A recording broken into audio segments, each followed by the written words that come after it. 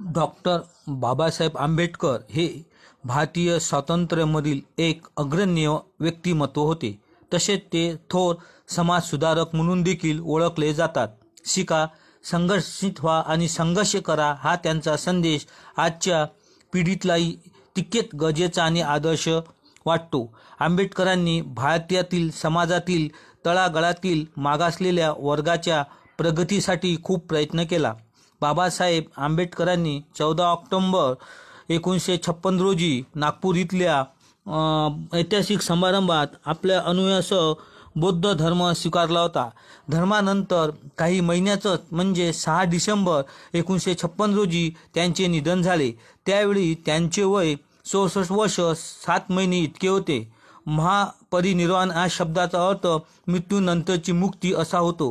त्यामुळे त्यांचा स्मृतिदिन महापरिनिर्वाण दिन म्हणून ओळखला जातो. या दिवशी देशभरातून त्यांचे लाखो अनुयायी त्यांना श्रद्धांजली वाहण्यासाठी दादर चैतन्यभूमीवर येतात.